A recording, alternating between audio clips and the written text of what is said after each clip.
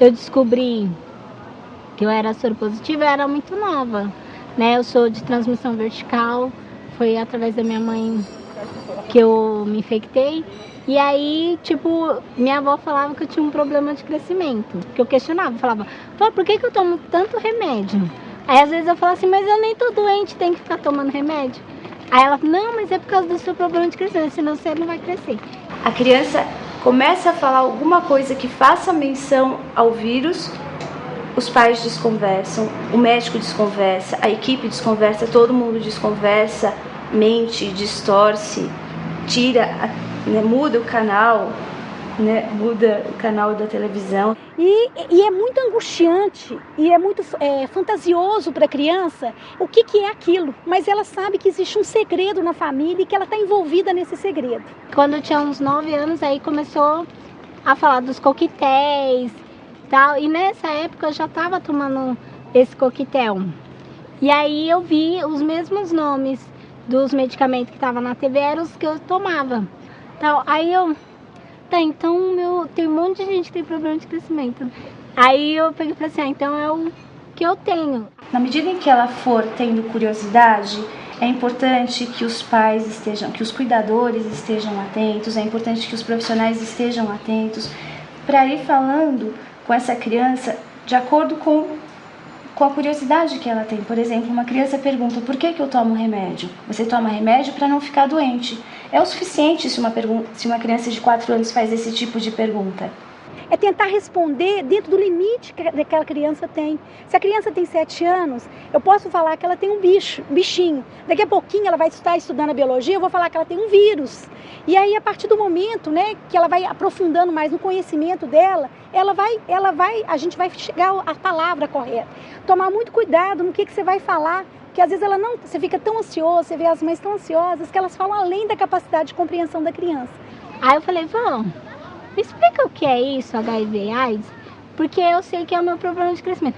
Aí minha avó regalou os olhos assim, aí ficou com medo de explicar, aí chamou a pediatra da época e a psicóloga. Toda criança tem o direito de saber sobre sua doença e tratamento, mas é importante a gente saber se ela tem um preparo ou não.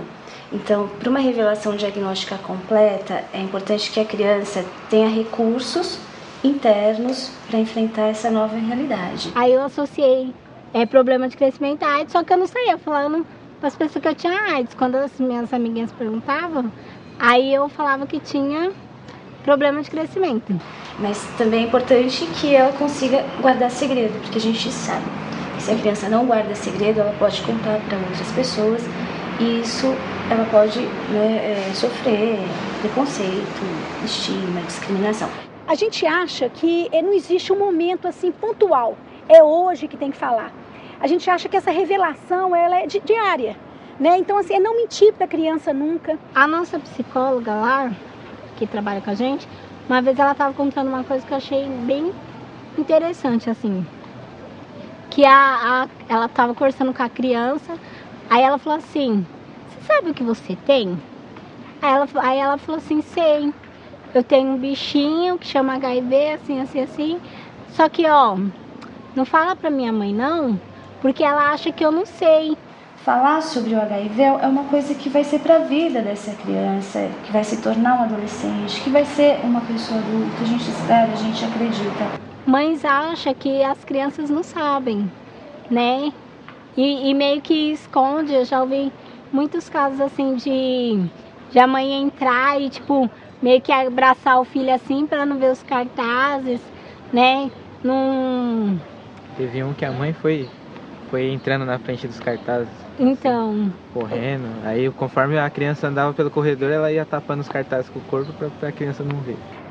Muitas vezes tirar rótulo da medicação. Então é a dificuldade que a família tem naquela revelação do diagnóstico da criança. E aí elas conversaram comigo, explicaram o negócio do soldadinho bom, do soldadinho ruim. Os soldadinhos, como eu falei, ele defende o corpinho de todas as pessoas de doenças. Então, por exemplo, da dor de barriga, da gripe, da pneumonia. Se você está com um soldadinho bem forte, as doenças elas não entram no seu corpo. E aí depois, com o decorrer dos anos, de algumas falas, né? Aí a gente vai descobrindo a gravidade do que era o HIV. É importante ela saber porque aí ela tem a consciência que ela tem necessidade de tomar aquela medicação. A criança tem que saber o porquê que ela toma o remédio, por que é importante ela tomar o remédio. Então, isso é fundamental. O horário que ela tem assim, de escola, o horário que ela tem de atividades, para a gente depois assim, organizar e como é que fala, individualizar aquele tratamento.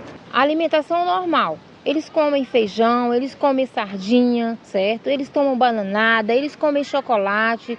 Não existe diferença em alimentação. É importante comer, é importante dormir, é importante ser feliz, é importante chorar, é importante você fazer uma série de coisas. Ele pode ir à escola, ele pode nadar, ele pode ir à piscina, ele pode jogar bola, ele pode fazer tudo. O mais importante é que a criança consiga expressar todas as questões que ela tem, todas as fantasias que ela tem, todas as dúvidas que ela tem. É romper essa barreira do silêncio.